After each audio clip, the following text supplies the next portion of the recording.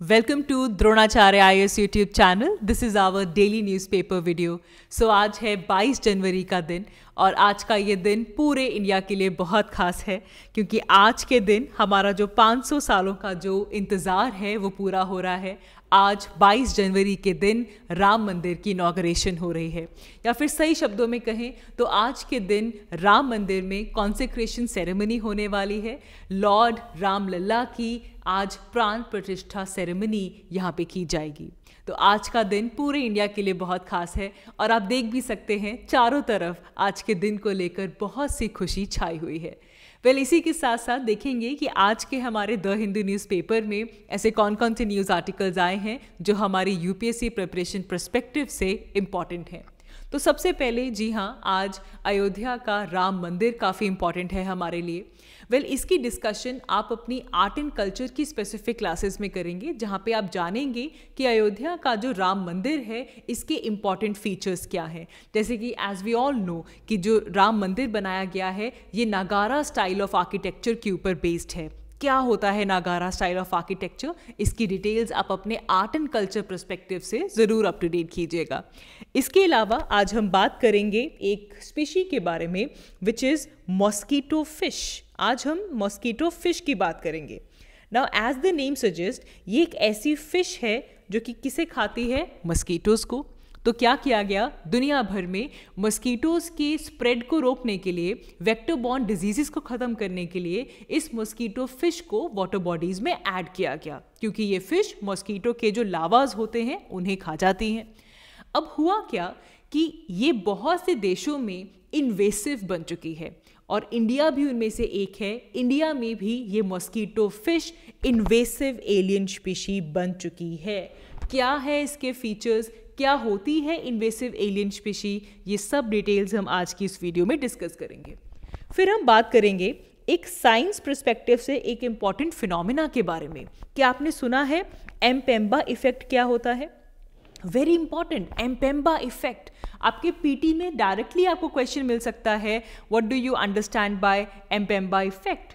तो यहाँ पे एक ऑब्जर्वेशन काम आती है। ऑब्जर्वेशन ये की गई कि अगर एक तरफ बॉइलिंग वाटर ले लिया जाए, हॉट वाटर ले लिया जाए जिसको बॉईल किया गया हो, और दूसरी तरफ कोल्ड वाटर लिया जाए और इनको सेम कंडीशंस में अगर ठंडा किया जाए तो ये पाया जाता है कि जो हॉट वाटर है वो जल्दी फ्रीज हो जाता है, वो जल्दी जम जाता है as compare to cold water. ये कैसे हो गया? गर्म पानी जल्दी कैसे फ्रीज हो सकता है as compare to cold water?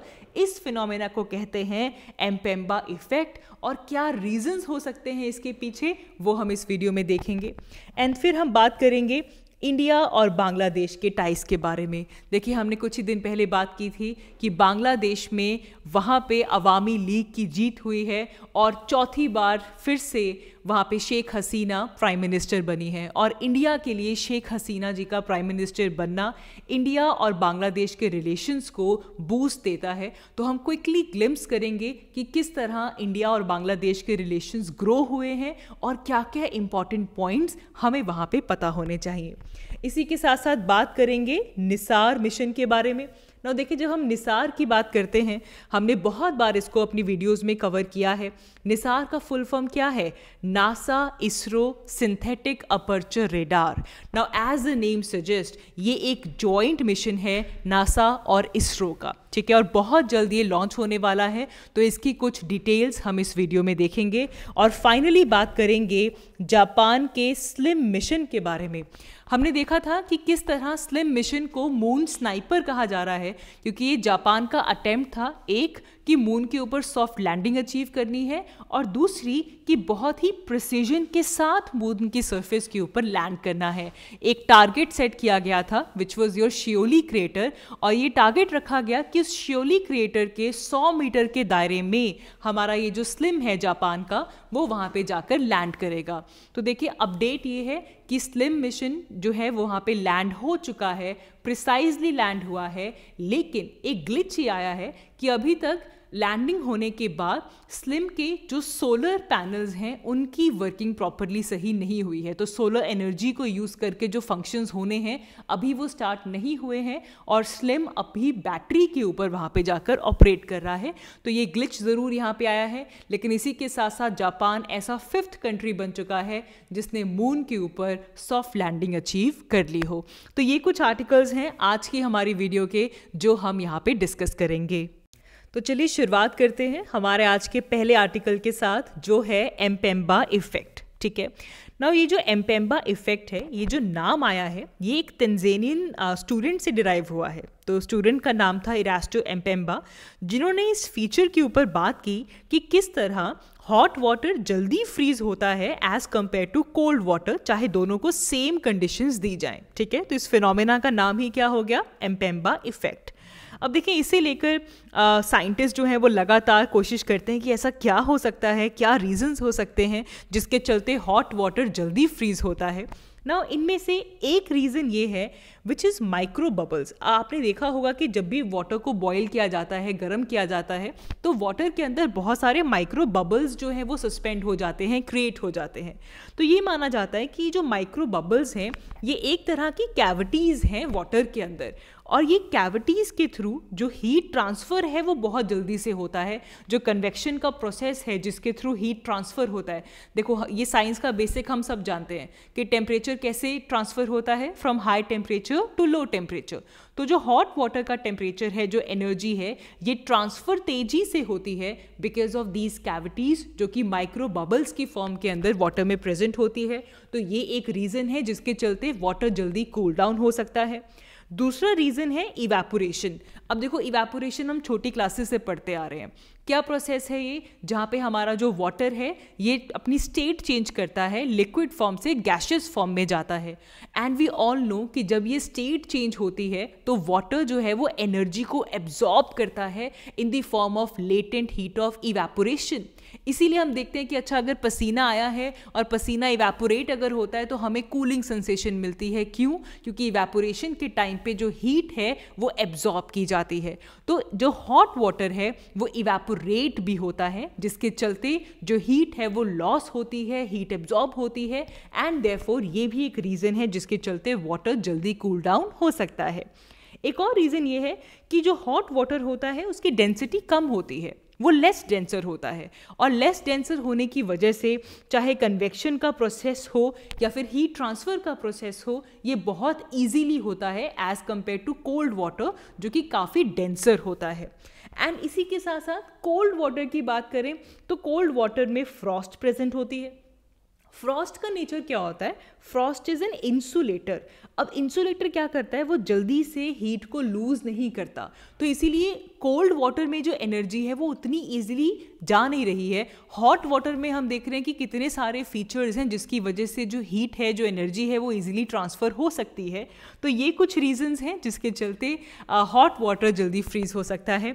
और यहाँ पे कुछ कंपाउंड्स की भी बात की गई, जैसे कि कैल्शियम कार्बोनेट, कि जब वाटर को बॉईल किया जाता है तो ये जो कैल्शियम कार्बोनेट जो है वो प्रेसिपिटेट हो जाता है, और फिर जब वो कूल डाउन होता है तो वो डिसॉल्व हो जाता है, जिसकी वजह से जो फ्रीजिंग पॉइंट है वाटर का वो इंक्रीज हो जाता है। इंक्रीज होने का मतलब जल्दी फ्रीज हो सकता है। तो ये जो पूरे रीजंस हमें दिए गए हैं तो इनको ध्यान रखिएगा। क्या है एम्पेम्बा इफेक्ट, इसे भी भूलिएगा नहीं, हमारे प्रीलिम्स पर्सपेक्टिव से ये इंपॉर्टेंट है। आगे बढ़ते हैं, बात करते हैं इंडिया और बांग्लादेश के टाइज की। देखें, हमने अभी बात की बांग्लादेश में रिसेंटली वहाँ पे इलेक्शंस होते हैं और वहाँ पे प्राइम मिनिस्टर शेख हसीना लगातार अपने चौथे टर्म के लिए सेलेक्ट होती हैं। वहाँ पे अवामी लीग 2/3 मेजॉरिटी से इलेक्शंस जीतती हैं, और ये इंडिया के लिए इम्पॉर्टेंट इसलिए है क्योंकि इंडिया के लिए बांग्लादेश में शेख हसीना का होना, अवामी लीग का होना इंडिया के बेहतर के लिए अच्छा है। बिकॉज हम जानते हैं कि हमारे नेबरहुड में इंडिया और चाइना का जो बैलेंस है ये बहुत क्रिटिकल हो गया है, and Awami League is seen as pro India as compare to pro China. अब देखते हैं कि इंडिया और बांग्लादेश के रिलेशंस कैसे डेवलप हुए हैं। देखें, अब हम सब जानते हैं कि आज़ादी के टाइम पे पाकिस्तान दो हिस्सों में बना था, west Pakistan and east Pakistan. जो आज का हमारा बांग्लादेश है वहाँ पे पहले ईस्ट पाकिस्तान हुआ करता था। लेकिन 1971 में होती है बांग्लादेश लिबरेशन वॉर, जिसमें वहाँ पे पाकिस्तान के अगेंस्ट इंडिपेंडेंस की लड़ाई लड़ी जाती है और इसमें इंडिया बांग्लादेश का साथ देता है और critical military support, material assistance जिस भी तरह से हो सके हमने बांग्लादेश की हेल्प की इन 1971 बांग्लादेश लिबरेशन वॉर। बहुत इंपॉर्टेंट है, याद रखिएगा। लेकिन इसके बाद क्या होता है? इसके बाद तुरंत वहाँ पे आपका जो मिड 1970s का जो टाइम आता है, बांग्लादेश में मिलिट्री रिजीम आ जाती है और मिलिट्री रिजीम आते ही बांग्लादेश के अंदर एक एंटी इंडिया सेंटीमेंट जो था वो काफ़ी स्ट्रांग हो जाता है। चाहे वो वाटर शेयरिंग को लेकर हो, गंगा और तीस्ता की वाटर शेयरिंग की बात हो, एंड बॉर्डर डिस्प्यूट्स भी जो थे वो काफ़ी हाईलाइट हो जाते हैं in the mid of 1970s। तो उस टाइम पे इंडिया और बांग्लादेश का रिलेशन में एक खटास आती है because of the military regime in Bangladesh. लेकिन फिर आती हैं शेख हसीना। जी हाँ, 1996 में शेख हसीना पावर में आती हैं और इंडिया और बांग्लादेश के रिलेशन का एक सुनहरी इतिहास रचा जाता है। बहुत सी इंपॉर्टेंट एग्रीमेंट्स और ट्रीटीज़ होते हैं इंडिया और बांग्लादेश में, चाहे वो वाटर शेयरिंग को लेकर हो, बॉर्डर डिस्प्यूट को लेकर हो, जिसके बाद आज हम कह सकते हैं कि बांग्लादेश और इंडिया के बीच में एक बहुत अच्छा रिलेशन जो है वो एस्टैब्लिश्ड है। इस रिलेशंस के अगर हम डायमेंशंस देखें तो वो हर तरह से है, इकोनॉमिक, कल्चरल, हिस्टोरिक, डिफेंस, हर तरह से इंडिया और बांग्लादेश एक दूसरे के साथ कोऑपरेट करते हैं। खास तौर पे इकोनॉमिक कोऑपरेशन की बात करें तो अगर हम साउथ एशिया देखें, हमारे साउथ एशिया में जितने भी कंट्रीज़ हैं उनमें से बांग्लादेश इंडिया का लार्जेस्ट ट्रेडिंग पार्टनर है। तो ये हमारे बीच का बॉन्ड आपको शो करता है। और दूसरी तरफ अगर हम बांग्लादेश की बात करें तो बांग्लादेश के लिए India is the second biggest trade partner for Bangladesh as well. तो इकोनॉमिक कोऑपरेशन बहुत स्ट्रॉन्ग है, इतनी स्ट्रॉन्ग है कि 2022 में इंडिया और बांग्लादेश जॉइंट स्टडी करते हैं कि किस तरह अगर दोनों कंट्रीज़ के बीच में सेपा आ जाए, कॉम्प्रिहेंसिव इकोनॉमिक पार्टनरशिप एग्रीमेंट। अब देखो इसके थ्रू क्या होता है, कस्टम ड्यूटीज़ जो हैं वो रिड्यूस हो जाती हैं, परमिट्स इजीली मिल जाते हैं, मार्केट एक्सेस इजीली मिल जाता है। तो इसे कहा जाता है CEPA, comprehensive economic partnership agreement. कोशिश है बांग्लादेश की और इंडिया की कि ये इस्टेब्लिश हो जाए, दोनों के लिए ही फायदे की बात है। लेकिन अगर हम बांग्लादेश की बात करें तो एज ऑफ नाउ बांग्लादेश के पास LDC स्टेटस है। LDC मतलब लीस्ट डेवलप्ड कंट्रीज़। तो LDC स्टेटस से क्या होता है, ऑलरेडी कुछ ड्यूटीज़ की जो है वो ईज़ मिल जाती है ऐसे कंट्रीज़ को, मार्केट एक्सेस इजीली मिल जाता है बिकॉज वो कंट्री LDC में आता है। लेकिन 2026 के बाद बांग्लादेश LDC नहीं रहने वाला, तो इसीलिए बांग्लादेश को भी ये ज़रूरत है कि जिन जिन कंट्रीज़ के साथ वो ट्रेड कर रहे हैं वहाँ पे वो किसी तरीके का फ्री ट्रेड एग्रीमेंट या फिर इकोनॉमिक पार्टनरशिप जो है वो डेवलप कर पाए। लेकिन यही हम बात करेंगे बांग्लादेश की ड्यूअल अप्रोच की। एक तरफ बांग्लादेश इंडिया के साथ फ्री ट्रेड एग्रीमेंट जो है वो फाइनलाइज करना चाहता है, लेकिन इसी के साथ साथ बांग्लादेश चाइना का जो RCEP है, रीजनल कॉम्प्रिहेंसिव इकोनॉमिक पार्टनरशिप, उसमें भी उसी तरह शामिल होना चाहता है। तो ये कहीं ना कहीं एक बोन ऑफ कंटेंशन ज़रूर रहता है in India and Bangladesh relations. Infrastructure की बात करें तो बहुत ज़्यादा लाइन ऑफ क्रेडिट जो है वो इंडिया एक्सटेंड करता है बांग्लादेश के साथ। रीसेंट अपडेट की बात करेंगे जो इस साल PT के लिए भी इम्पॉर्टेंट है, वो है आपका Akhaura and Agartala rail link. याद होगा आपको, हमने कुछ महीने पहले बात की थी कि इंडिया और बांग्लादेश की कनेक्टिविटी, स्पेशली इंडिया की नॉर्थ ईस्ट के साथ कनेक्टिविटी को एनहांस करने वाला Akhaura and Agartala rail link जो है ये इनॉग्रेट हुआ है। आप यहाँ पे मैप देख सकते हैं। नॉर्थ ईस्ट हम सब जानते हैं कि हमारा ये जो एरिया है, दिस इज़ जो सिक्किम के बिल्कुल पास में आता है, सिक्किम एंड वेस्ट बंगाल, ये बहुत ही नैरो कॉरिडोर है। इसे हम कहते हैं चिकन्स कॉरिडोर, चिकन्स नेक एज वेल। अगर इंडिया से हमें नॉर्थ ईस्टर्न इंडिया की तरफ जाना है तो ये चिकन्स नेक हमें क्रॉस करनी पड़ती है। ये एक बहुत बड़ा हर्डल है हमारी ग्रोथ और इंफ्रास्ट्रक्चर डेवलपमेंट के लिए अगर हम नॉर्थ ईस्ट की बात करें। अब इसे लेकर क्या हुआ, हम कलकत्ता से, अखौरा से होते हुए अगरतला डायरेक्टली जा सकते हैं और इसके लिए अखौरा अगरतला रेल लिंक बहुत क्रूशियल है। तो ये एक इम्पॉर्टेंट डेवलपमेंट थी। इसी के साथ साथ बांग्लादेश इंडिया से काफ़ी इलेक्ट्रिसिटी भी इंपोर्ट करता है और इंडिया और बांग्लादेश बिम्स्टेक का भी हिस्सा है और बिम्स्टेक के थ्रू भी हम एक मास्टर प्लान बना रहे हैं जिससे कि हम बिम्स्टेक के कंट्रीज़ के अंदर एक कनेक्टिविटी लेकर आ सके, जैसे कि म्यांमार हो गया, बांग्लादेश हो गया, इंडिया हो गया। एंड यहाँ पे एक पोर्ट है बांग्लादेश का विच इज़ माटाबारी पोर्ट। ये एक तो देखो अगरतला त्रिपुरा के बिल्कुल पास में है, ये इंडिया के लिए बहुत स्ट्रेटेजिक हो सकता है for connecting through sea route. अगर हम पोर्ट्स की बात करें तो वहाँ पे बांग्लादेश का माटाबारी पोर्ट जो है वो बहुत सिग्निफिकेंट है इंडिया के लिए। तो ये कुछ डेवलपमेंट्स इंफ्रास्ट्रक्चर पर्सपेक्टिव से हो रहे हैं। लेकिन जी हाँ, पॉइंट ऑफ टेंशन या फिर हमारे पास ज़रूर है। तीस्ता डिस्प्यूट एक लगातार बना हुआ है जहाँ पे बांग्लादेश ये कहता है कि उनको तीस्ता वाटर की इक्विटेबल डिस्ट्रीब्यूशन नहीं हो रही है और वो होनी चाहिए। तो तीसरा डिस्प्यूट डेफिनेटली अभी भी लाई करता है। अच्छा, रोहिंग्याज के इशू को लेकर भी इंडिया और बांग्लादेश के जो स्टैंड है वो स्लाइटली डिफरेंट है। बांग्लादेश उनको एज अ रिफ्यूजीज़ दे के उनको पनाह दे रहा है और वो चाहते हैं कि इंडिया भी म्यांमार से ये बात करे कि ये जो रिफ्यूजी का जो क्राइसिस है इसे कैसे सॉल्व किया जाए। लेकिन इंडिया रोहिंग्यास को अपनी टेरिटरी के अंदर पनाह देने के सख्त खिलाफ है। हमारी ये अप्रोच है कि रोहिंग्यास को डिपोर्ट करना चाहिए। तो यहाँ पे रोहिंग्या क्राइसिस में इंडिया और बांग्लादेश का जो स्टैंड है वो डिफरेंट है। And plus of course China factor तो ज़रूर एक टेंशन क्रिएट करता ही है। अभी हम मालदीव्स के साथ भी देख रहे हैं। सिमिलरली बांग्लादेश, मतलब हमारा ये जो साउथ एशिया है यहाँ पे चाइना की प्रेजेंस, चाइना फैक्टर डेफिनेटली एक पॉइंट ऑफ कंटेंशन बना हुआ है। सो आगे बढ़ते हैं, नेक्स्ट बात करेंगे मस्कीटो फिश के बारे में। सो एज वी सेड कि मस्कीटो फिश इंडिया में एक इन्वेसिव स्पीशी बन गई है। तो इसको मस्कीटोज़ के लावा को किल करने के लिए वाटर बॉडीज़ के अंदर मस्कीटो फिश को ऐड किया गया, होपिंग कि जो मस्कीटोज़ का स्प्रेड है वो कंट्रोल होगा, और हुआ भी डेफिनेटली, बिकॉज ये जो फिशेज़ हैं ये मस्कीटो के लावा के ऊपर फीड करती हैं। 1960s में ये इसे बहुत प्रमोट किया गया as an alternative to the chemical pesticides and 80s और 90s तक आते आते ये ऑल ओवर द वर्ल्ड काफ़ी ज़्यादा इसका स्प्रेड हुआ। ओरिजिनली देखा जाए तो ये जो मस्कीटो फिश है ये गैम्ब्यूसिया स्पीशी को बिलोंग करती है। गैम्ब्यूसिया स्पीशी है मस्कीटो की जो कि बेसिकली यूएस में ओरिजिनेट होती है, लेकिन इसे इतना वाइड स्प्रेडली यूज़ किया गया है कि ये ग्लोबल इनहेबिटेंट बन चुकी है। यूएस की स्पीशी अब आपको ऑल ओवर द वर्ल्ड मिलती है, और क्योंकि ये नए हैबिटेट्स में इंट्रोड्यूस हुई है और वहाँ के जो नेटिव फिशेज़ हैं, जो नेटिव स्पीशीज़ हैं, उनके ऊपर ये एक प्रेशर डाल रही हैं, कंपटीशन बढ़ा रही हैं, जिसके चलते अब इनका जो नेचर है वो इन्वेसिव बन चुका है।